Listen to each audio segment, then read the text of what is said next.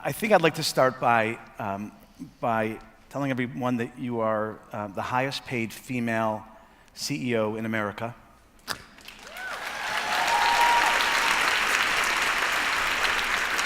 And in saying that, I'd like to take all of us back to your bar mitzvah. At age 13, you were born in Chicago, you moved to California.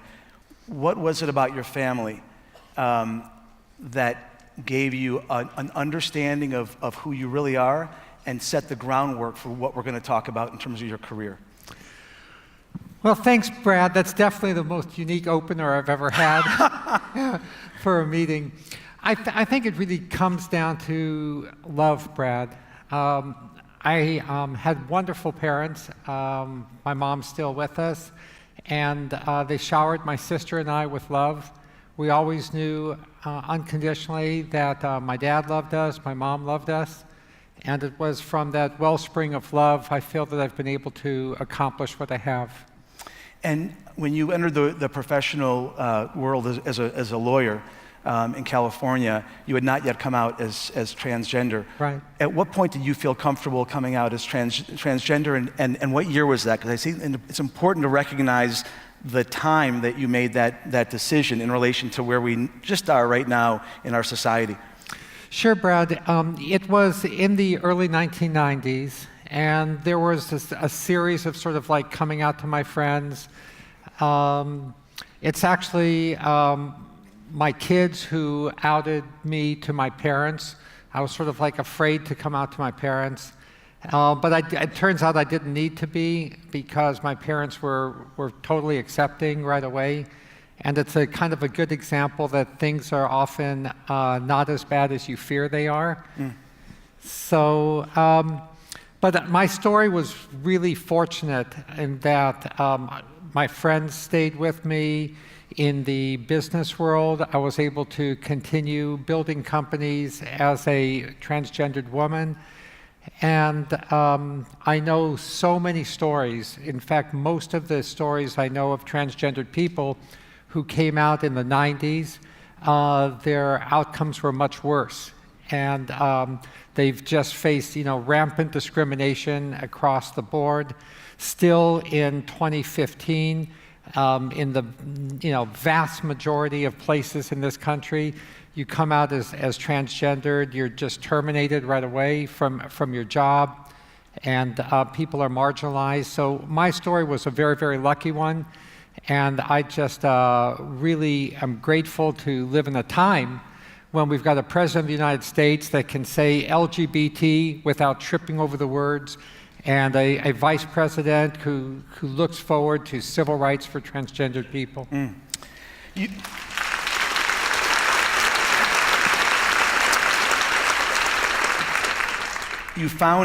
You created Sirius XM Radio. Talk about yourself as an attorney having the idea, and what happened when you had the idea? Sure, Brad. Well, first I want to say I'm just really honored to follow Kay, because my accomplishments with Sirius XM are like small compared to her extraordinary life, and it's a great salute to Chicago Ideas Week to have Kay on the stage here. I was totally impressed and motivated and inspired listening to her. So for me, with Sirius XM, I had the idea that satellites, if they were made more powerful, could be received by cars moving, and you wouldn't need a satellite dish. Back in the day, to receive a satellite signal, you needed a dish to sort of collect all the energy. And I was pretty good at pushing aerospace manufacturers to think of ways to make more and more powerful satellites, until finally the satellite was so powerful that the signal could be received by just a small section of a dish. So why, there was an entire industry, why had they not done what you thought could be done? Yeah, Brad, one of the main reasons is nobody thought there was a need for that. People said, like, well, you could get, AM and FM channels, and, why would you need Sirius XM? It's sort of like, if I don't know, if you ever look at like an old TV, I don't know about you, but like my eyes hurt looking at it. I mean, the resolution is like so cloudy, and you kind of, it's like people lived in a black and white world. They didn't know about color. So people would listen to AM and they thought it sounded good, but they didn't know. But take us in the entrepreneurial mind, because tonight we're talking about the process, the life of an entrepreneur. You have this vision, or this audible vision about what it should sound like to have radio in your car, but people didn't say yes. When you told them your idea, they said no. Yeah, it's always the situation that when you have a new idea, people are against it. And people told me, first of all, that satellites could not be made powerful enough to broadcast a signal that could be received by a flat antenna embedded in the roof of a car. Then they told me that even if that was possible, that trees and buildings and things like that would interfere with the reception of the signal. Nobody would want to receive a signal that was like stopping all the time. Then they told me even if I could surmount those technical challenges, which I did show people how they could be surmounted, that nobody would want to pay for a subscription to radio because you could get AM and FM for free. At this point, you're no longer have a good paying job. You're now on your own, risking it all, and you kept going. So Yes. would you, I look at your life and see, I'm curious if this is the way you feel, that the power that you've been able to create by virtue of how you are able to define yourself, in other words, not falling into traditional limited definitions, but defining who you are for yourself, that process of definition is an asset to you as you try to create where others are saying that's not going to work. You're so right, Brad. You know, stories are hugely powerful. I actually think inspirational stories are the most powerful force that we have in human society. And that's what's so awesome about Chicago Ideas Week, is that you share these inspiring stories. So when I was growing up, I read lots of biographies of amazing individuals who surmounted all sorts of odds. Of course, I watched things like, Star Trek and sci-fi movies where people achieve the unachievable. And I would say to myself, if these people could do these things, I could do this.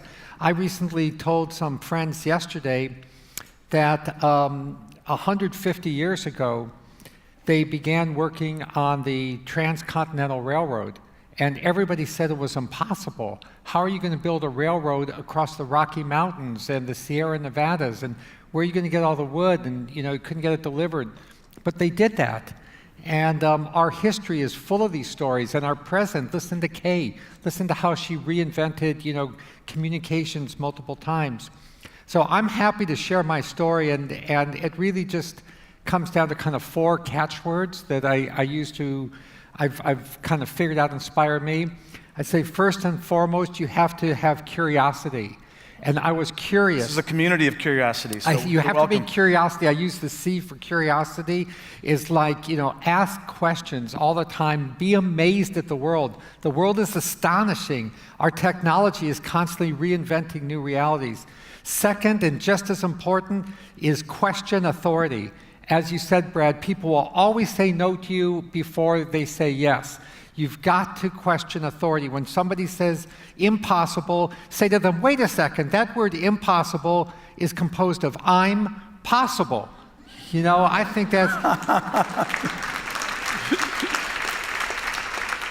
By the way, credit for that goes to Katharine Hepburn. Nice. She's awesome.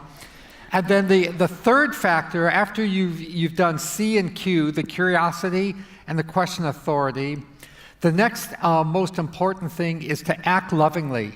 If you try to be curious and question authority and carry out something that's bad or evil, it's all going to crumble down on yourself. You've got to act lovingly, which means act so that the happiness of other people is essential to your own happiness. What empowered me for Sirius XM is I wanted everybody to hear great music and to hear music that you couldn't get in the local city. I've had people on remote hamlets in Canada come up and hug me because I brought Howard Stern to Canada. It made their life happy. You know, they were unhappy and then they were happy. I'm a beneficiary of that as well. Yeah, and then fourth and foremost is that you have to do practically. You know, you can't get all up in your head. You've got to make things that are practical and real. Every project, break it down to like little steps that are practical steps. Let me cut you off there.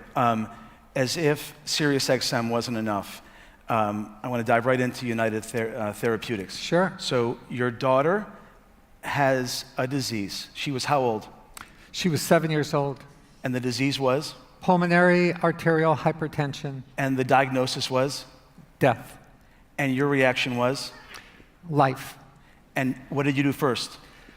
So, I mean, first my partner Bean and I, we cried. Well, let's be clear. What you were told is death, meaning there is no way to prevent There was no death. medicine approved for it. It was uniformly fatal, and it was more rapidly fatal than things like breast cancer. They said within 5 years she'll die. At what point did you decide that you are going to figure this out? It was not immediately. When you're a satellite communications engineer, you don't think about making a medicine. So I did have resources from taking Sirius XM public. So the first thing I did is I formed a foundation to give out money to doctors who said they could come up with a medicine. But after a year, the medicine was no closer, and our daughter was in intensive care night after night after night in Washington. So then I went down to the library, and I just began reading books, researching. And I said to myself, I am going to find a cure for Genesis. She deserves to have a life. And believe it or not, after doing that work, I finally found a hint of a molecule that might be able to save her life. 5 years after I found that molecule, we had FDA approval for that medicine, and today Genesis and 30,000 other people with pulmonary hypertension are alive. Amazing.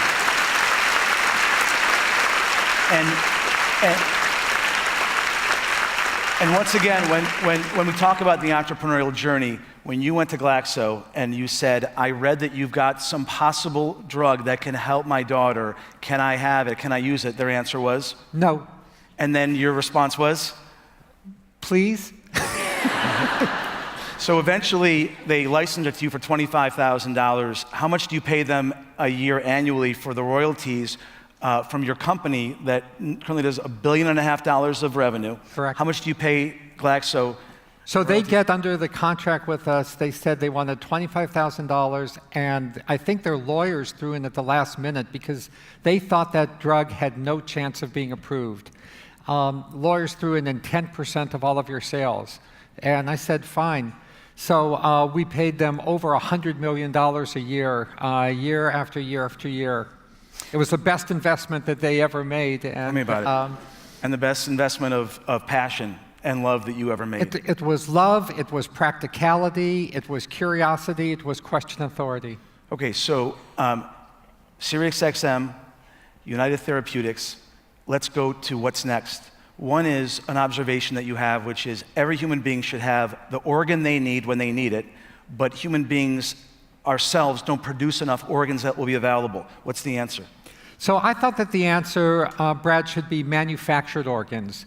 When we need lots of automobile parts or building parts like, HVACs and wiring and stuff like that, we manufacture them. So I began asking myself, why can't we manufacture organs the way we manufacture medicines and building parts? And it turned out that thanks to the decoding of the human genome and the development of gene sequencing technology during just the past decade, that it is now possible to modify the genome of the pig, somewhat like there are some fruits and vegetables that you can buy in the store now whose genomes are modified. There's some aquarium fish you can buy whose genomes are modified. How long until your farm, which raises pigs that you're trying to modify to accommodate human transplants, how long until you think you'll have qualified organs that can be put in human beings? I feel pretty confident that within the next 5 to 10 years, we will be able to have animal organs that have been genetically modified to be compatible with the human body, and will begin saving people's lives with manufactured organs. Incredible. I have no doubt you're going to get there.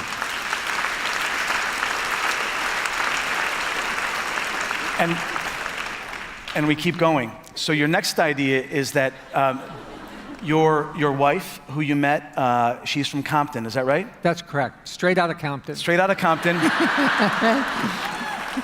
a nice Jewish boy from Chicago.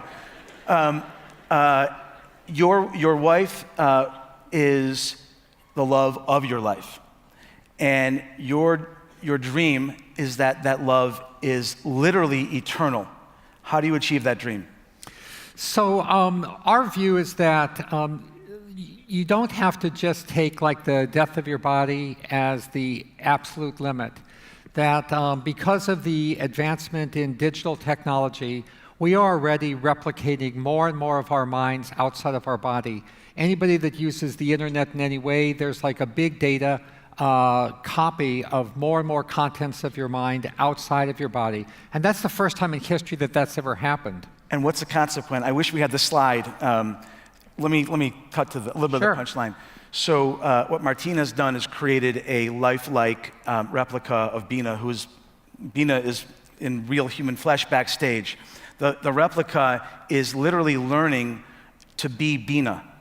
And the result will be the ability for there to be a Martine and a Bina that can have a relationship forever. That's right, Brad, and it actually goes well beyond that. It's possible this software is so inexpensive that this will be possible for anybody in the world to create an app of themselves that continues to share their life experiences with their children, with their grandchildren, to keep on going on and on. I think in the future we'll have the notion that if you live your life and then you just end, that's like, a seriously old school way to experience the universe. So I can actually have a conversation with my great grandmother and understand what she's thinking. Why not? Why not? I bet you she was a beautiful person to create a great son, grandson like you. Very nice. The amazing thing about what you've done to my perspective of entrepreneurship is I sort of look at the world and say anything can be done, but I draw a line. You go way through the line. But the root is love. It's not just love it's love of in so many different directions. Yes. Well, Brad, you actually started the session this evening with an example of something went right through the line. If you bring yourself back to 1776, and you're telling the whole world that we're going to create a society here that is actually not governed by kings, but instead by the common assent of the people themselves, that was going right through the line. That had never occurred anywhere in reality, going back to the deepest depths of history. And that furthermore, these people are going to be governed by a document that will evolve and change and be amended over time. And they even saw a way to have, increasing rights being given to everybody over time. And they saw all of this because they loved humanity. The founding mothers and fathers of this country, they love humanity. That's what America is based upon. And when we shower our love and we share it with people who come into our country, whether they got documentation or not documentation, you share the love, you grow the love. It's such a good,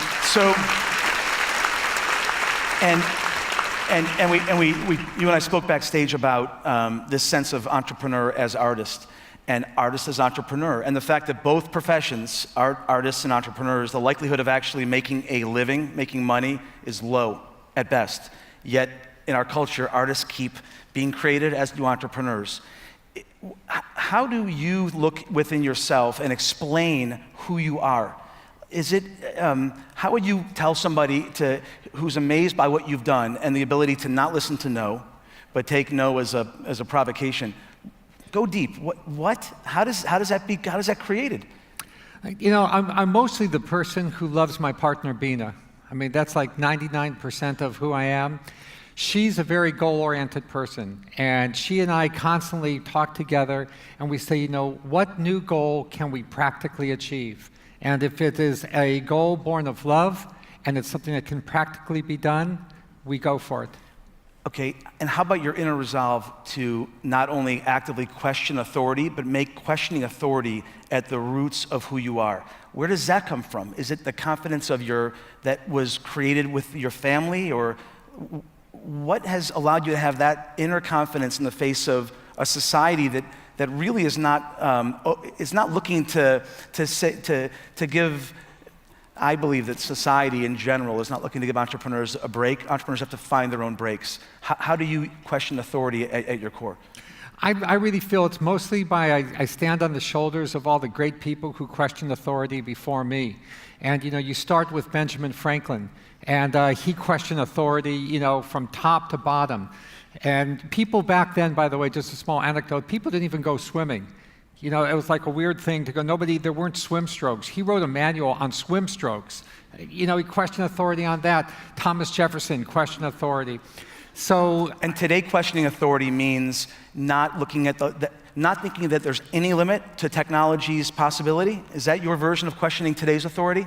It's that is my approach. If it's practical and if it obeys the laws of physics, you speak about the bar mitzvah. I had a wonderful grandmother who emigrated here from Russia, and she spoke, English and Yiddish. And she always had this Yiddish phrase whenever she wanted to do something and someone would say no to her. She'd say, "Wo ist dit geschrieben?" It means, where is it written? Okay? Is it on like the tablets brought down from, the mountaintop that it's not written? So I say, where is it written that you can't grow manufactured organs? Where is it written that you can't have Howard Stern in every small town and hamlet in northern Canada? Where is it written that love can't last forever? Amazing.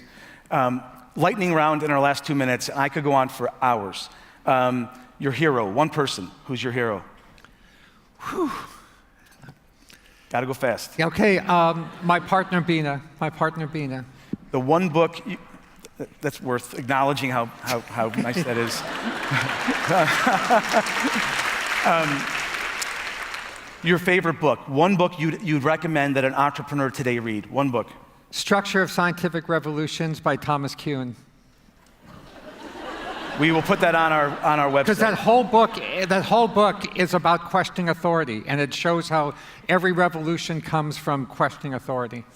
What do you think you can do? Tell us one thing you can do that other people just can't do. What's the talent you have that you think makes you literally uniquely you? I'll learn. Probably. Communicate complicated scientific things in a way that is accessible to a very large number of people. And the one thing that I wanted to cover earlier, so it'll be the last thing we cover. Walk us through your thought about how human beings should define themselves in terms of what society asks of us in terms of how we should define ourselves and what your response to that is. I think we should define ourselves. For every right we have, we should ask ourselves, what is our obligation? That we should start focusing much more on obligations because we've been spending a lot of time on rights. And how about gender? What role is gender? Gender is something which is, I think, freely definable for everybody. I mean, obviously, gender is like a whole bunch of ways of doing things. Our minds are just a bunch of flesh. And I think that people should be able to define themselves. There's 10 billion people should be able to define themselves as 10 billion different genders. We should not force people to be either male or female.